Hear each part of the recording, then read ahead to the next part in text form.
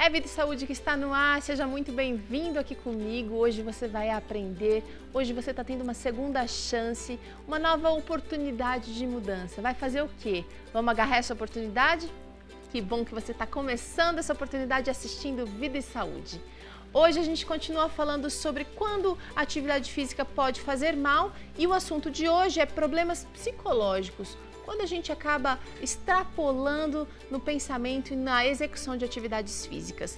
A gente tem também ainda quadros interessantes. O programa Vida e Saúde hoje vai ter o Vida e Saúde em Revista, onde você recebe dicas da nossa revista parceira Vida e Saúde. E também receita hoje, shake de batata doce.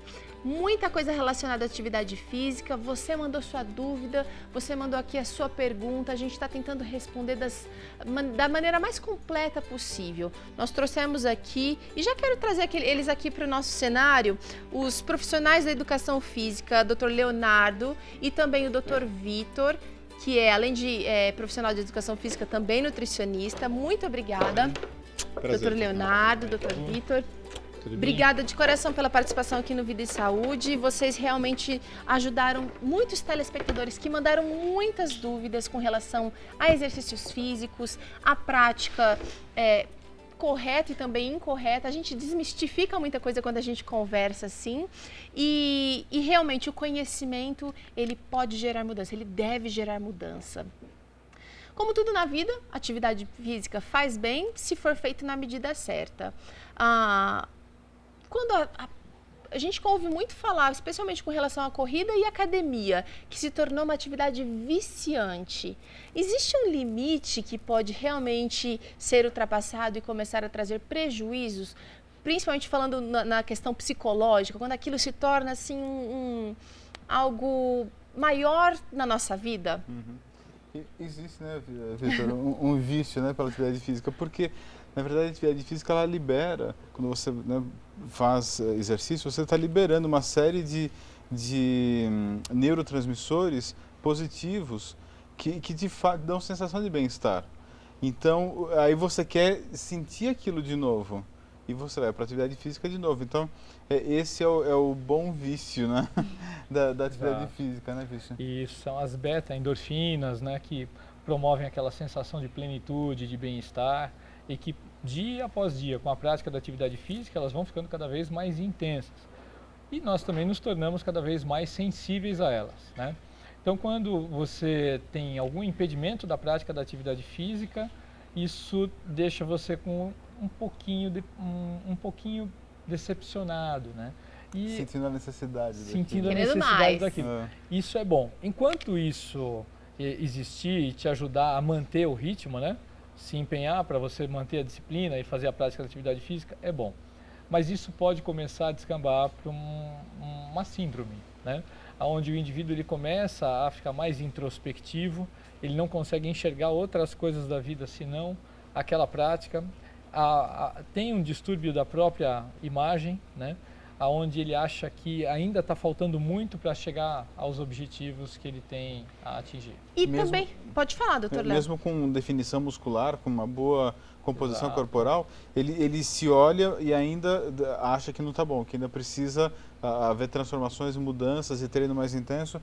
E é uma doença, né? A vigorexia, né, Vitor? A vigorexia. Que é um problema em academia, né? E talvez isso não seja uma cobrança só pessoal, mas até da sociedade. A gente tem modelos, a gente tem com a internet, com a disseminação da informação, do jeito que a gente tem, acaba trazendo modelos que nós mesmos colocamos como padrão e que a gente acaba tendo que pressionar o corpo, ou o culto ao corpo também. A nossa sociedade é uma sociedade da imagem, que podem levar realmente ao amor pelo esporte ser extrapolado. Esses problemas, como a vigorexia, como o uso de anabolizantes também, que acaba sendo um problema, precisa ser evitado a todo custo. Por quê?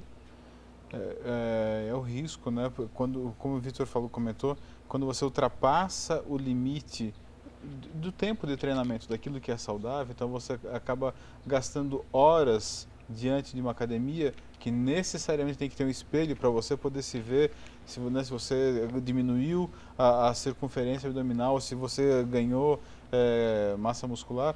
Então, quando isso passa a tomar mais tempo do que deveria, e eu Vitor, arriscaria dizer aqui que mais do que 1h30, pessoas que gastam mais do que 1h30 numa academia já é um sinal amarelo para você prestar atenção. Isso. Né? Porque pode já estar ultrapassando o limite do que é saudável. Né? Verdade.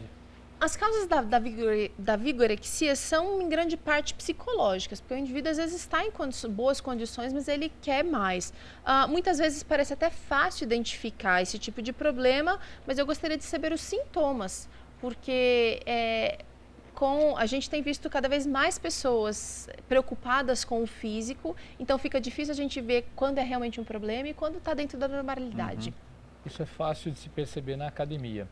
É um indivíduo que não falta, é um indivíduo que cumpre mais do que 5 dias por semana na academia e em cada um desses dias ele passa mais do que 2h30, 3 horas, né, praticando não necessariamente a mesma atividade física, né, mas usando todo o pacote de serviços que uma academia tem muitas das vezes. Né.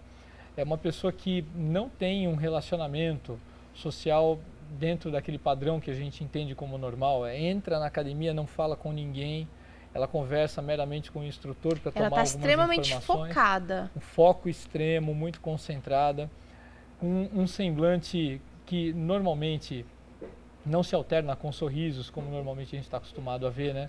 Pessoa muito séria, sisuda e tal. Ela chama a atenção e isso pode ser o princípio da vigorexia, né?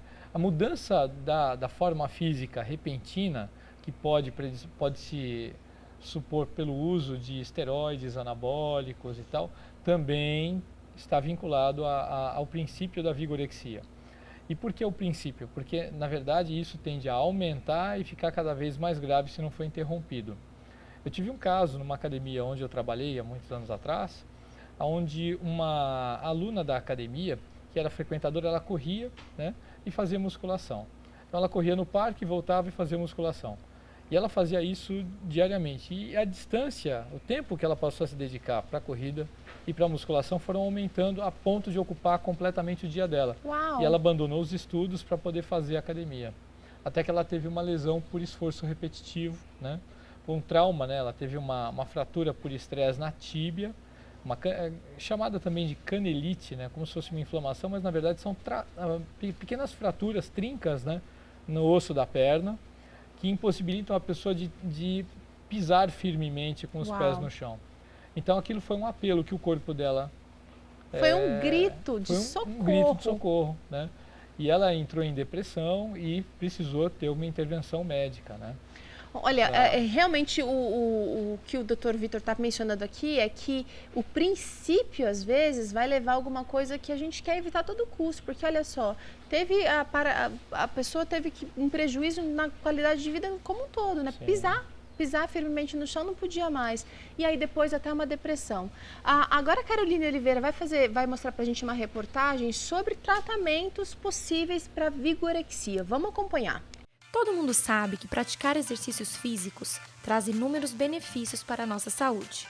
Mas e quando a prática de algum exercício ou esporte se torna mais importante do que atividades essenciais da nossa rotina? Temos aí um problema? Quando eu posso, eu malho de segunda a sexta e às vezes eu venho no sábado, fico em média 2 horas por dia. O tempo que eu passo na academia é 1h30 até umas 2 horas. Para o corpo não ser agredido, ele depende do tipo de treinamento. O tempo varia, um treinamento de potência, de resistência, de força, com um simples treinamento de condicionamento físico ou estético. É essa variável que vai dar o tempo que o corpo pode aguentar. Bom, eu treino já faz 8 anos, comecei a treinar devido ao meu peso, excesso de peso. Quando comecei a treinar eu tinha mais ou menos 90 quilos e comecei a treinar para emagrecer, cheguei a pesar 71 quilos e comecei a gostar do negócio e estou até hoje. Olha, o vício em exercício físico, ele vem dessa onda, né, desse estereótipo de corpo perfeito que vem sendo imposto nos últimos anos, principalmente nos últimos 15 anos. A vigorexia, então, ela parte de uma dismorfia, né, muscular. Então, a dismorfia muscular, o que seria? Ela seria esse olhar obsessivo para a única parte do corpo, que seria esse músculo, né? Quer dizer, assim, o adolescente se vê como um rapaz franzino, né? E uma forma dele se sentir pertencendo muitas vezes, né, é exatamente tendo o corpo que ele idealiza, aquilo que ele acha que é bonito, aquilo que ele vê que tem uma repercussão social positiva, né? Em geral, então, como eu te disse, são homens, são adolescentes, tal qual acontece com a anorexia, que é exatamente, né, seria o inverso, né? Agora eu treino para manter saúde, estética e por gosto também, peguei gosto pela coisa. Não todos são vigorexos, porém eles têm indícios, potencial para ser. Os alunos vêm treinar, eles querem sempre alguma coisa a mais para ficar melhor, mais forte, mais dentro dos padrões. Passam às vezes 3 horas numa academia. Esse comportamento repetitivo, ou seja, né, sair da academia e essa busca incansável vai fazendo com que esse jovem cada vez fique mais tempo na academia e passe a maior parte da sua semana na academia. E esse é um grande problema, porque ele vai deixando então outras atividades sociais tão importantes quanto, né, essa, né? Porque ninguém tem dúvida que o exercício físico, né? Porque até o contrassenso, parece que a gente está falando uma coisa contrária, né? A gente não está falando que o exercício físico não é positivo. O que não é positivo é a forma com que esse exercício ou o objetivo que tem esse exercício. Ele não tem o objetivo, ele não visa a saúde, ele não visa o bem-estar. Muito contrário, né? Ele parte de alguém que está sofrendo. O ideal é ter um objetivo e esse objetivo ser trabalhado com um profissional da área, no caso um professor de educação física. O aluno que tem esse perfil, ele não se vê forte.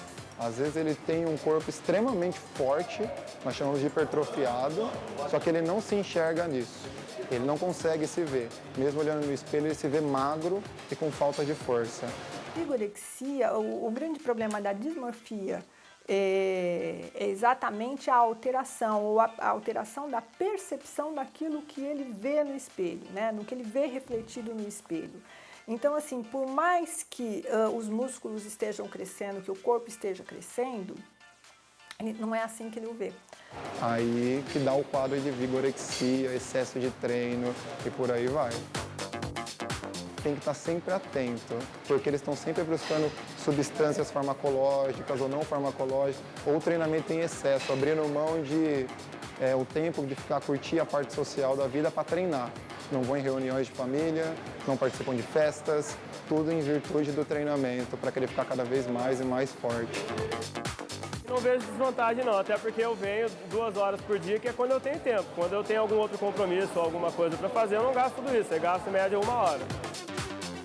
Hoje a minha motivação é aliviar o estresse do dia a dia. Hoje eu já venho mais para fazer a manutenção e para aliviar o estresse do dia a dia, que é onde eu distraio a cabeça, onde eu dou risada, onde faço passar a hora. A motivação para se procurar uma atividade física hoje é bem clara em todos os âmbitos, é a saúde. A saúde não é só a saúde do bem-estar, de você estar com o funcionamento fisiológico do seu corpo bem. A saúde nossa também é a nossa felicidade, a nossa alegria, é a pessoa se enxergar bem, seja esteticamente ou simplesmente no condicionamento físico que faz com que ela realize atividades normais do dia a dia sem tantas dificuldades. Para pessoas consideradas vigoréxicas, a psicoterapia é indicada para o autoconhecimento, a aceitação de si mesmo, a aceitação dos limites e a valorização de outros aspectos do que somente a questão física. Muito embora existe a cultura do corpo perfeito, né? Cada vez mais na mídia, por parte da mídia, da sociedade, enfim, né?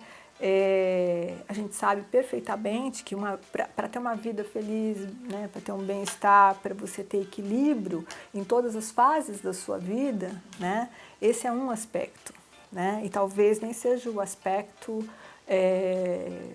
de maior grandeza, né. Na verdade, o que a gente precisa, o que ele precisa descobrir, né, é um valor interno, né? Uma riqueza interna que até então ele não descobriu. Quer dizer, todos esses valores e toda essa riqueza está só colocada realmente na questão corporal, física, né? Na questão física. A atividade física, ela deve ser encarada como algo a mais na nossa vida. Ela deve ter um propósito para que a nossa vida tenha mais qualidade. Então, ela não pode ser puramente estética. Você não deve procurar uma atividade física simplesmente para se enquadrar nos padrões estéticos impostos pelas mídias e redes sociais. Você deve procurar atividade física para que você se sinta bem, para que você evite sentir dores. A atividade física pode contribuir para uma vida muito mais alegre. Ela libera endorfina, então você se sente feliz, a alegria é o que nos motiva. E a atividade física é o melhor remédio para isso. Ela dá alegria. É interessante que realmente o tratamento da vigorexia vai precisar de talvez mais de um profissional para ajudar a resolver, mas por outro lado, a falta de atividade física também produz problemas, inclusive psicológicos. Vamos falar um pouquinho desses problemas. Há estudos, né, que relacionam a atividade física e pessoas em estado de depressão e de ansiedade que têm um resultado melhor na sua recuperação do que pessoas que não fazem atividade física. Então a minha recomendação não é, se você está com problemas de ansiedade e depressão, vá para uma academia, não é isso. Procure um profissional da área, um psicólogo, né, um psiquiatra, mas a atividade física ela pode sim ajudar. Isso acontece bioquimicamente. O que acontece? Né, o Vitor começou a mencionar, né? A atividade cerebral é toda modulada por neurotransmissores, né? Esses neurotransmissores, quando fazemos atividade física, eles são regulados de maneira fina, né? A ponto de produzir benefícios percebidos numa única sessão de exercício físico, né? À medida que a pessoa acumula atividade física, ela aumenta a sua sensibilidade, né? A sensibilidade dos receptores de neurotransmissor, e com menores doses desses neurotransmissores liberados, ela já tem uma grande sensação de bem-estar. O bem-estar, concentração, várias áreas da vida são afetadas. A autoestima, né, e que isso influi, por exemplo, na aprendizagem.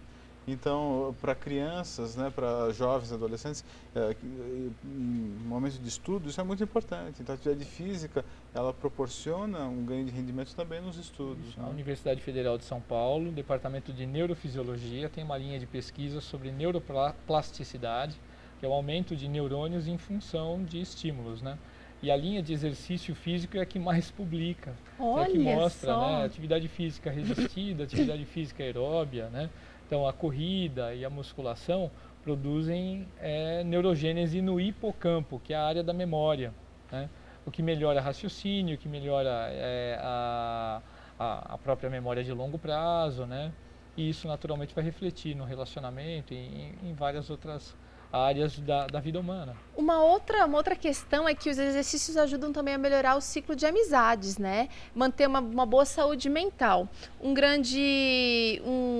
artigo publicado no British Journal of Psychiatry diz que ele é um grande aliado também contra a depressão, justamente por causa desse ciclo de amizades. E com as redes sociais a gente percebe que isso realmente, e não estou nem falando assim de seguidores que a gente arranja, que a gente nem conhece, mas locais, né? A gente cria grupos no trabalho ou na vizinhança. Olha, hoje a gente vai fazer. As pessoas estão mais unidas também com esse propósito. As pessoas se aproximam mais, então...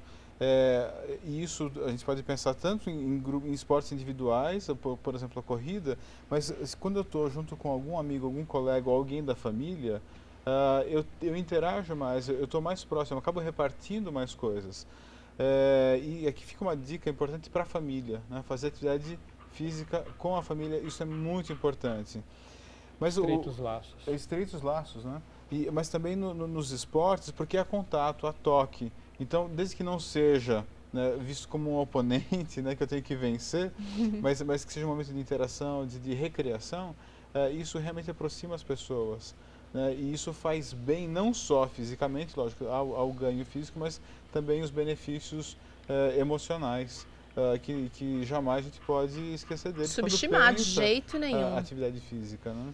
Pode falar, doutor Vitor. Não, o exercício é coadjuvante no tratamento psiquiátrico, no tratamento psicológico, e as pessoas elas precisam se ater para a prática da atividade física, porque a prática da atividade física as tira de casa, né?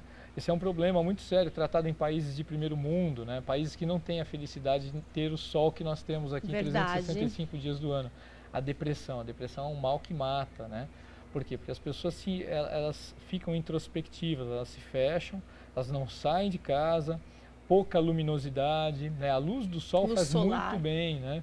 Porque naturalmente exerce influência na nossa psique, no nosso comportamento, né? O aumento da respiração também ajudando a oxigenar melhor o cérebro. Olha quantos fatores, não, Teru? Mas o Vitor estava me explicando aqui agora há pouco, antes da gravação, sobre a diferença entre a atividade física e o Prozac. É interessante. Fala isso pra gente, então. Prozac é uma medicação conhecida, né? O nome comercial Prozac é um inibidor de recaptação de um neurotransmissor chamado serotonina, que nós produzimos naturalmente, né? E a serotonina, ela, entre outras coisas, produz uma sensação de bem-estar, de felicidade, de prazer. Os estudos revelaram que as pessoas que têm distúrbio do humor, uma boa parcela delas, né? Os médicos pedindo uma licença médica agora, né? Para falar sobre isso, uma boa parcela das pessoas que têm distúrbio do humor tem uma produção baixa de serotonina. O Prozac, ele age de que maneira? Ele não aumenta a produção orgânica de serotonina, mas ele inibe o recaptador da serotonina, fazendo com que o pouco de serotonina que é produzido fique mais tempo agindo no seu cérebro, né? E o exercício físico, ele age de maneira diferente. O exercício físico aumenta a produção e aumenta a sensibilidade do receptor de serotonina. Olha que maravilha! Então o indivíduo ele tem um benefício nos dois segmentos. E não tem efeito colateral, assim, se for usado com moderação. Agora, o criador é perfeito, né, gente? Sem dúvida. Ele sabia que a gente ia precisar disso, ele sabia que a máquina viva ia precisar de movimento e que a gente ia ter benefícios muito além dos resultados mecânicos dos movimentos, não é? E vocês, como profissionais da educação física, que conselhos vocês dão para quem está começando agora, para quem foi contagiado aqui por tudo que a gente conversou durante essa semana? Primeiro, gostaria que o Dr. Léo falasse. É ótimo você falar isso, Teru, porque é importante que as pessoas que estão nos assistindo, que elas comecem um programa de atividade física. Então, começar, mesmo que seja com uma caminhada que a gente comentou outro dia, né, que talvez os resultados cardiorrespiratórios não sejam os que a gente espera no futuro, mas assim, é um bom começo. Então comece. É um primeiro passo. Desde que você tenha uma prescrição médica, uma recomendação médica que te libere para isso, que você não esteja sob risco e que você tenha orientação de profissional de educação física para saber a quantidade, o volume de treinamento, quanto tempo, que exercícios fazer, postura. Então, tendo isso, vai em frente, você tem todo o meu apoio e eu quero estar participando junto com você. Quem sabe que beleza. Numa corrida ou andar de bicicleta juntos, enfim, né? Isso é gostoso demais. Isso é muito bom, isso é muito bom. A gente vai ouvir daqui a pouquinho o conselho do Dr. Vitor a respeito de como começar. A gente vai fazer uma breve pausa para o intervalo. Na volta, ele volta com o conselho dele para você que quer começar hoje.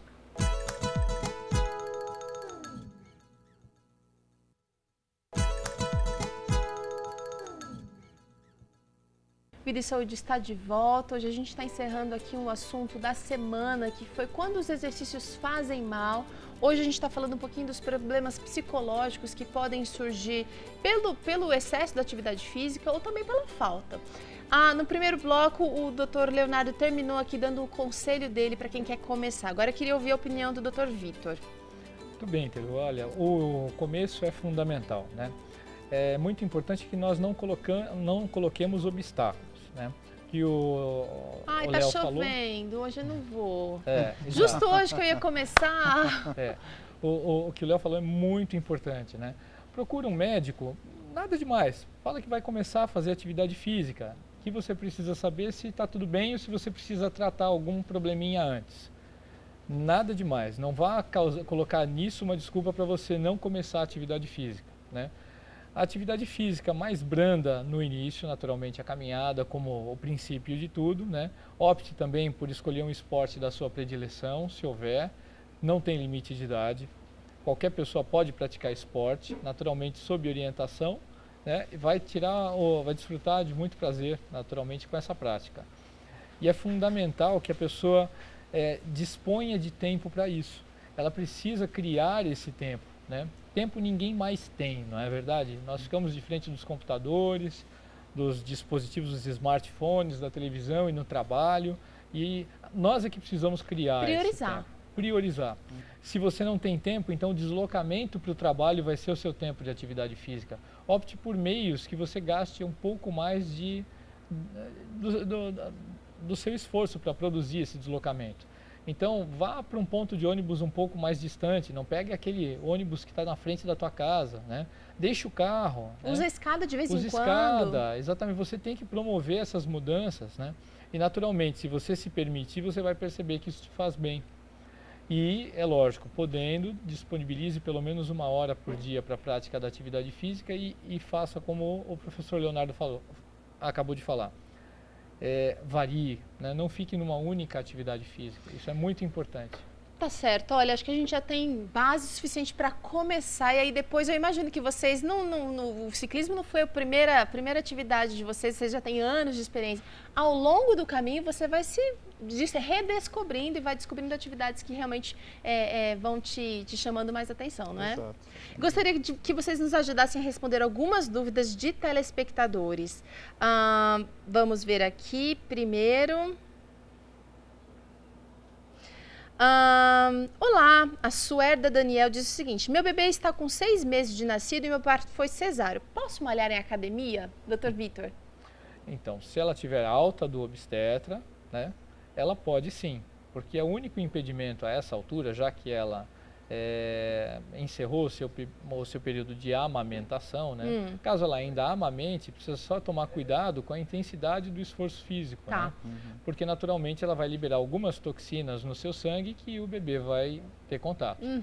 Né? Não estando amamentando mais, a única preocupação é com a cicatrização, que provavelmente já tenha sido bem estabelecida. Né? Não pegar tão pesado agora, então, ainda, nesse comecinho. Exatamente. Voltar gradualmente, se perceber, né? Principalmente nessa região, se está tudo bem.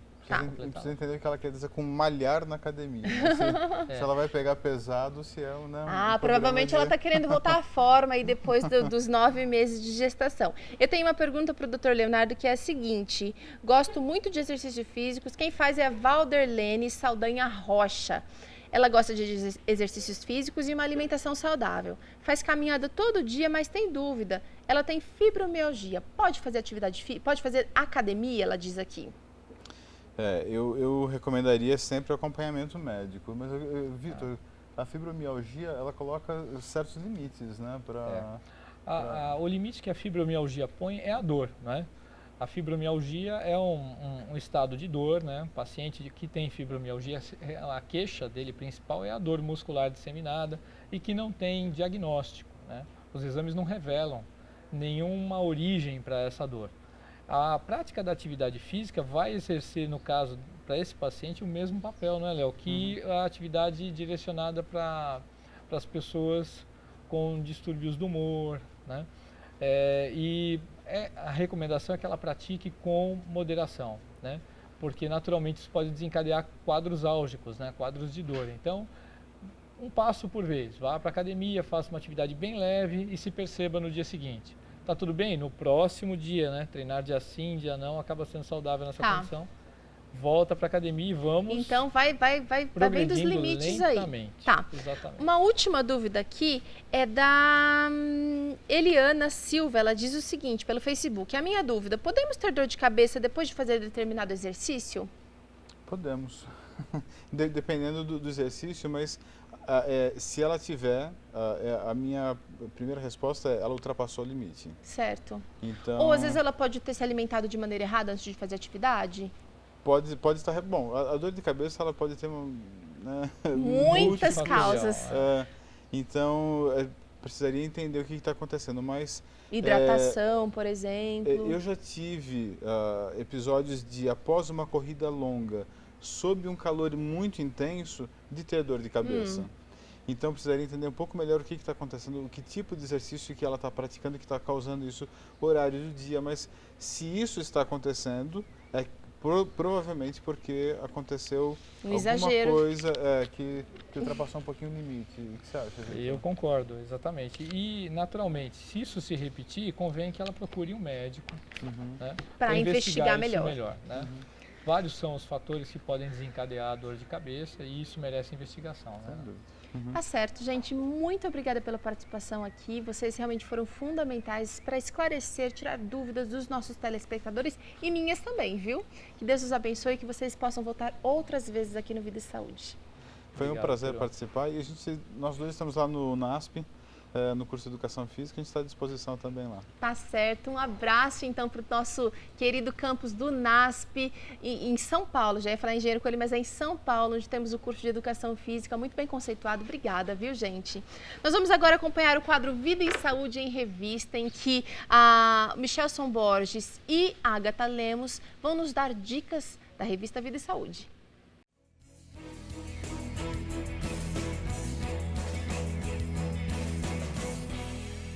Oi, Teru, tudo bem? Oi, Teru, oi para você que acompanha esse programa incrível Vida e Saúde. Fevereiro chegou, estamos aqui novamente, o Michelson e eu, para trazer novidades da revista Vida e Saúde. O programa de hoje está imperdível, sobre a saúde da mulher, super importante. E a gente decidiu retomar algumas chamadas, algumas dicas da revista Vida e Saúde de janeiro, né? O assunto super importante que é a amamentação. Amamentação e alimentação, como que nesse período, né, que escolhas a mulher deve fazer, os alimentos têm realmente influência no leite? Michelson, fala um pouquinho pra gente sobre isso. A matéria Amamentação e Alimentação, mitos e verdades sobre a alimentação da mãe durante a amamentação, ela trata de mitos e verdades, como diz o título, né? E a gente aqui apontou vários deles, é uma matéria bem ao ponto, assim, com dicas práticas. Por exemplo, o que a mulher come pode afetar seu leite? Mito ou verdade? Você vai descobrir depois. A lactante precisa fazer reposição de cálcio. O que você acha, Agatha? Melhor deixar o pessoal ler, né? Leitor acompanhar. Ou então, cerveja preta e canjica aumentam a produção de leite? Você vê que são algumas ideias que vêm acompanhando assim, as pessoas ao longo do tempo, né? E a gente resolveu então tratar do assunto para desmistificar ou reforçar um conceito que pode ser verdadeiro.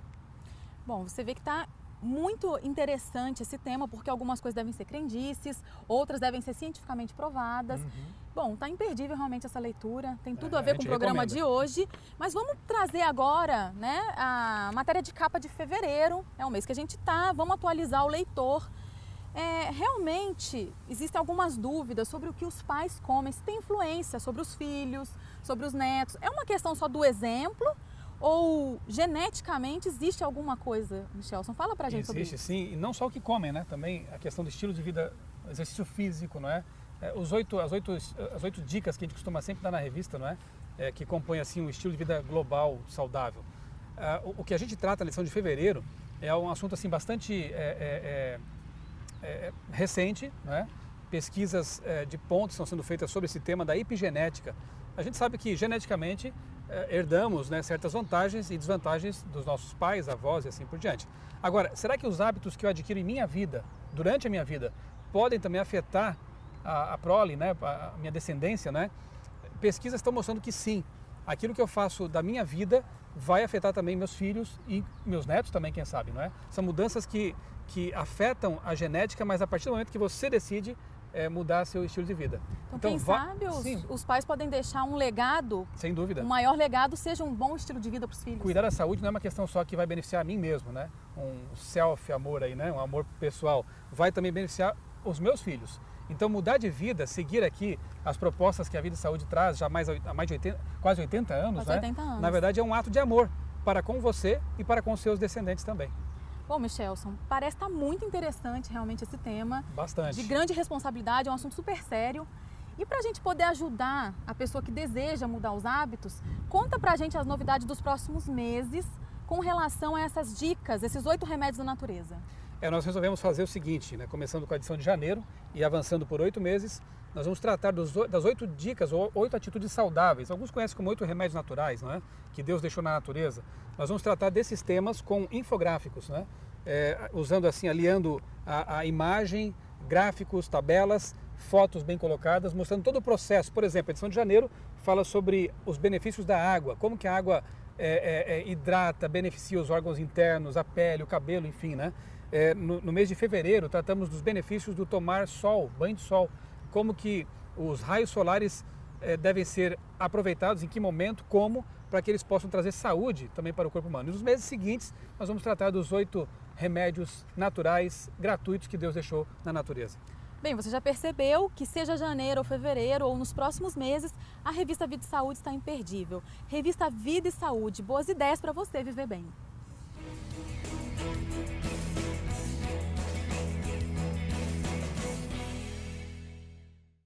Muito bem, agora é hora de tratamento natural aqui. Você vai descobrir o que pode fazer em casos de dores nas costas.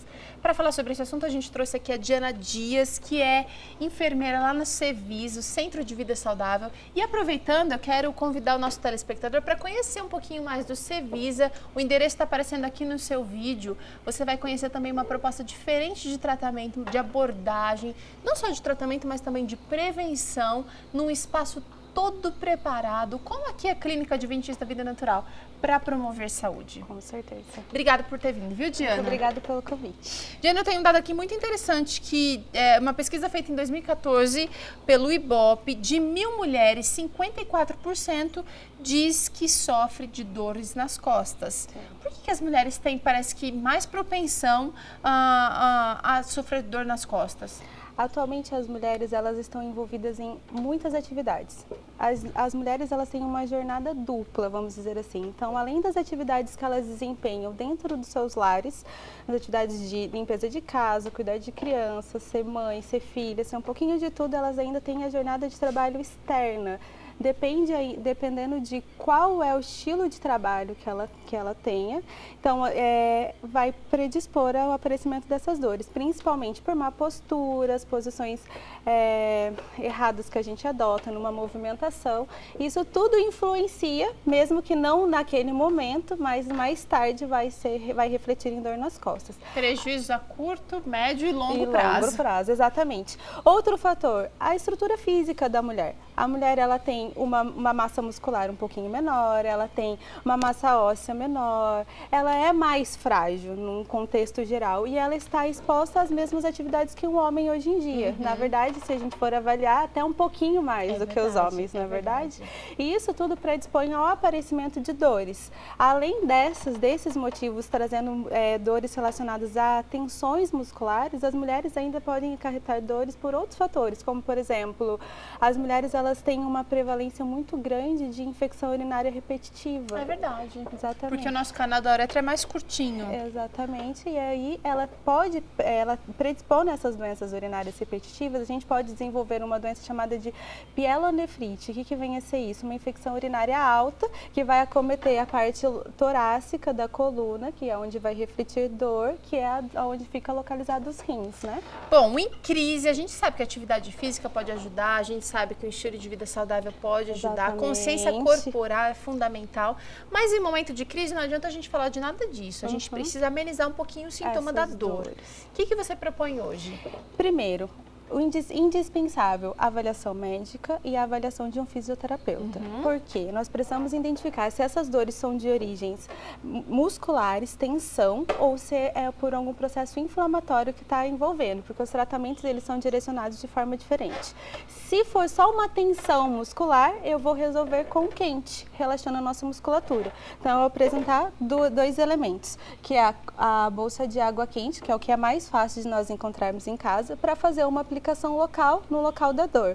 E a manta térmica. Essa manta, a gente pode tirar aqui, vou abrir para vocês verem. Olha só que legal esse equipamento, essa é uma mantinha que a gente pode ter em casa. Antes de dormir, posso colocar ali na minha cama, eu vou ligar ela na tomada. Ela tem um regulador de temperatura.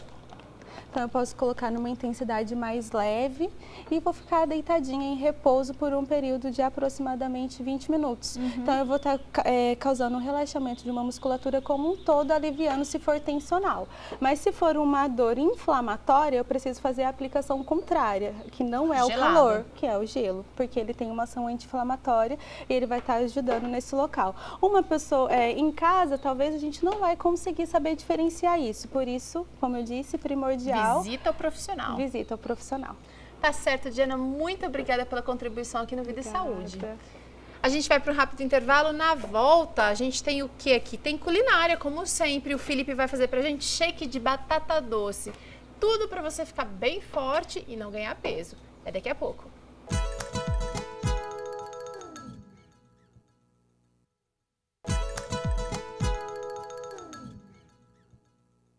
Muito bem, Vida e Saúde está de volta e agora com o momento da culinária. Felipe vai fazer pra gente um shake de batata doce. Esse é um shake que vai deixar muito desportista feliz, os profissionais, os atletas também não profissionais, todo mundo vai ficar feliz com esse shake. Por quê, Felipe? Olha, não só porque vai te trazer o que você precisa depois de um belo treino, ou te dar força para fazer um treino, mas porque ele é 100% natural, barato e muito fácil de achar por aí. E é gostoso? Ah, é uma delícia. Quer dizer, né, eu sou suspeito, gente, desculpa, apesar de ser suspeito, eu acho muito gostoso. Vamos provar aqui na hora, vamos ver se a Teru gosta. Se a Teru gostar, você vai gostar com certeza. Bom, eu já tô vendo que tem ingredientes congelados e com esse calor realmente facilita um pouco as coisas. Precisa, não é? Então, já que a gente não vai usar gelo, nem água muito gelada, vamos usar as frutas congeladas, né? Ou alguns ingredientes que estejam gelados. Bom, fala aí pra gente dos ingredientes, então, dessa receita de shake de batata doce. Perfeito. Vou deixar bem livre para cada um que estiver em casa escolher a fruta que mais gosta. Hoje, no caso, eu quero fazer uma mistura aqui bem diferente, mas rica em vitamina C, antioxidantes e tal. Então, olha só. Eu trouxe uma xícara de blueberries, o famoso mirtilo. Trouxe também 2 xícaras de morango. Esse morango eu limpei e congelei. Bem lindão. Trouxe uma batata doce, inteira e assada, por favor, gente, não é batata doce crua, é cozida. Tá? E vou usar, para dar aquele toque de shake, vou usar o leite de soja em pó ou o extrato de soja em pó, também rico em proteínas e cálcio. Tá certo, olha só, a receita daqui a pouquinho do shake de batata doce aqui no Vida e Saúde, porque agora você vai acompanhar o nosso quadro de saúde espiritual. Vamos ver o que a gente pode aprender hoje.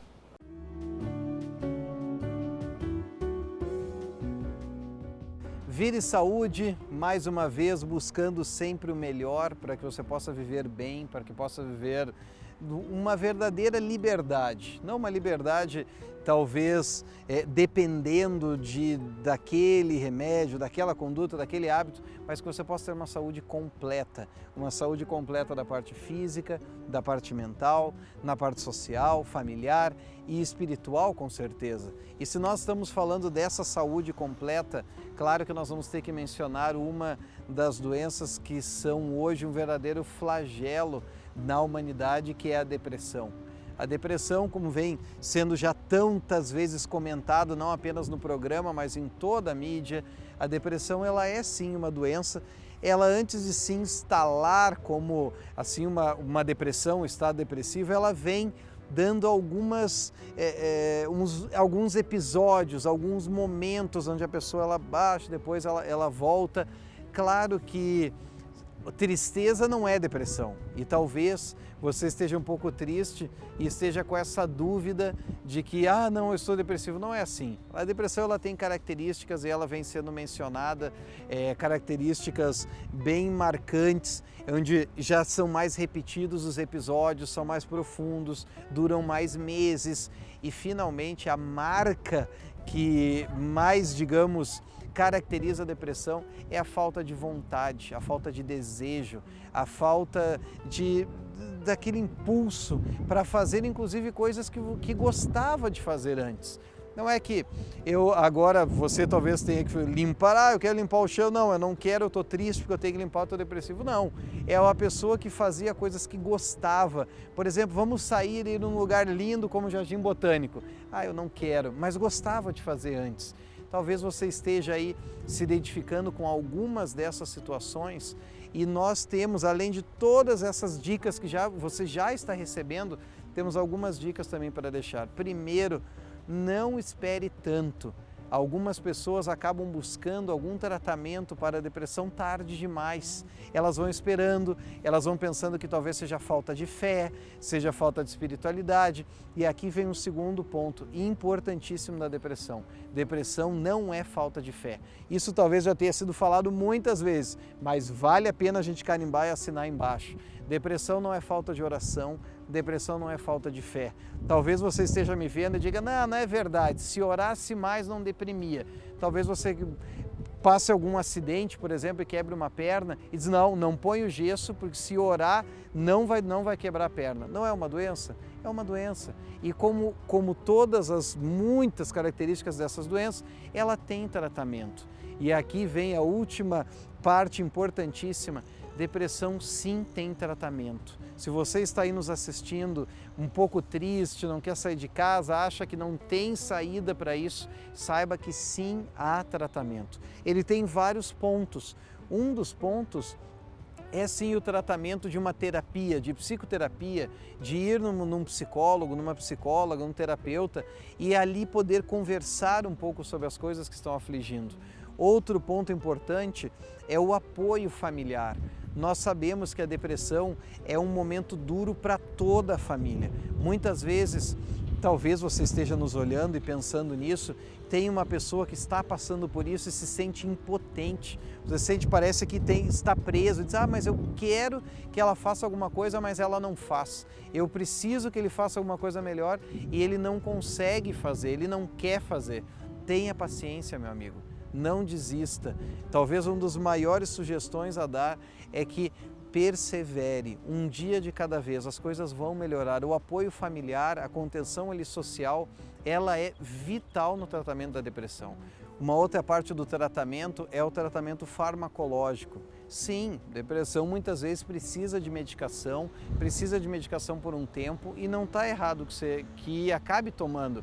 Agora, o principal é que tenha um acompanhamento médico. Psiquiatra, não é errado ir. Se esse é o problema, esse é o especialista, mas faça o acompanhamento médico. E finalmente, meu amigo, não esqueça desse quarto pilar, que é a parte da espiritualidade. Depressão não é falta de fé, mas a fé ajuda a superar a depressão. Cante, esteja com momentos de oração, esteja com momentos em que Deus possa trazer esperança e conforto ao coração. Isso vai fazer toda a diferença no tratamento dessa patologia. Não esqueça, existe tratamento, vai passar, as coisas conseguem melhorar com perseverança, com oração, com calma, tudo realmente vai melhorar. Um grande abraço e até a próxima. Muito obrigada, pastor Gustavo. E agora a gente segue com culinária aqui no Vida e Saúde. Shake de batata doce hoje. Felipe, essa é uma receita que você já mostrou, que já demonstrou que ela pode ser alterada, substituída. Que outras substituições você propõe?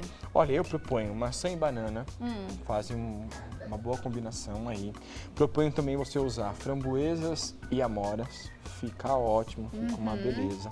Eu já bati com peras congeladas, fica bem gostoso. Tangerina. Tangerina é uma boa fruta cítrica, cheia de vitamina C, maravilhoso para colocar. Tá, vamos ao shake. Vamos ao shake. Então vamos colocar dentro de um liquidificador, colocaremos então pelo menos um pouquinho de água, meia xícara, para ajudar a bater. Explica como é que você fez essa batata depois, hein?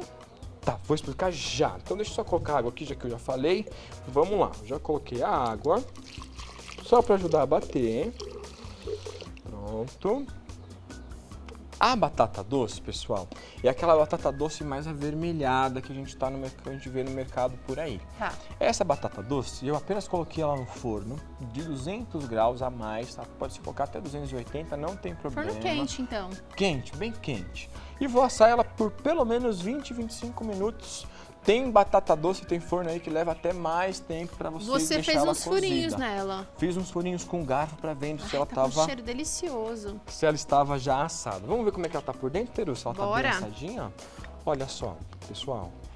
Nossa batata doce, ela e hoje em dia tem batata doce de tudo quanto é jeito, né? Tem a branca, tem uma roxa linda também. É ótima. Já vi em São Paulo e talvez nas capitais a gente encontre uma que é laranjada por dentro, maravilhosa. Eu acho que é batata chilena, não é? Não é uma batata doce assim, mas ela é amarela por dentro. Por dentro, que legal. E a batata doce roxa, né? Que essa aqui é casca roxa, mas por dentro ela é amarelinha assim. Tá linda. Será que ela tá gostoso? Com certeza. Você tá me tentando? Não vou provar, vou comer o shake, não vou comer fora de hora. Vamos lá, Felipe. Vamos lá então, olha. Então eu vou colocando já aí dentro do liquidificador as frutas congeladas, como mirtilo, o famoso blueberry. Vou colocar o morango. Esse morango já tá... Opa! Em um bloco. Vai dar bastante shake isso aí, hein? Oba! Nesse calor, né, Tero? É bom pra gente ir matando um pouco dessa sede e desse calor tão grande que tá fazendo. E olha só, ele não tá usando açúcar nessa receita, hein, gente? 0. O leite de soja em pó. Pra gente tomar, Tero, que tal a gente colocar um pouquinho mais de água e deixar essa receita mais líquida? Você que manda, chefe. Então, vamos nós. Pronto. Porque eu ainda vou colocar a batata doce. Felipe, hoje em dia a gente encontra farinha de batata doce para vender. Também dá certo? Dá certo. Até fica ótimo. Para quem quiser fazer a substituição, por exemplo, do leite em si, colocar o batata doce em pó, fica ótimo, não tem problema, tá? Mas essa daí é mais barata, com certeza, e o sabor mais do fácil fresco de encontrar. Também muda bastante. E olha, uma coisa legal é que a batata doce hoje já é usada por muitos esportistas por aí, né? Então, tanto natação, quanto corrida, academia. Então é uma receita para vocês que adoram estar aí em movimento. O cheiro tá fantástico, viu, Felipe? Porque ela carameliza o açúcar natural dela quando vai ao forno, assim, e deixa um aspecto maravilhoso de cheiro também, aroma também. Olha só. Só meia é suficiente? Eu acho que por enquanto só, Teru, já que é só pra você, eu vou fazer especialmente pra você, que você então, vamos precisa. Lá. Eu vou colocar só metade. Vamos ver no que vai dar? Vamos lá.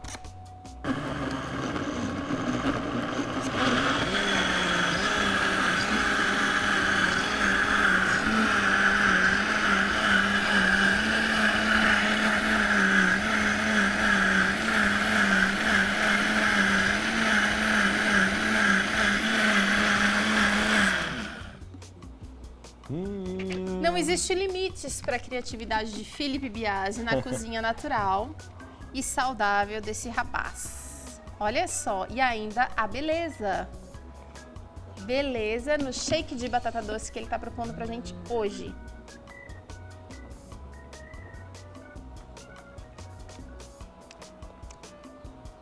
Nem dá pra sentir batata doce aqui. Não dá? Não. Tá geladinho? Uhum. E tá levemente azedinho por conta do morango. Dá pra sentir o gostinho do leite de soja bem... Lá no fundo. Esse leite é muito saboroso. Também é importante você usar um leite... Hoje em dia a gente encontra leite de arroz, leite de aveia em pó, já vi também. É um substituto também, para quem não quiser usar o leite de soja. Só soja, dá pra trocar, não tem problema. E quem quiser turbinar um pouquinho mais de batata doce, pode aumentar a batata doce e aumentar um pouquinho de água também. Pode ficar à vontade, não tem problema. Gente, é a maneira mais inusitada que eu já provei batata doce em toda a minha vida.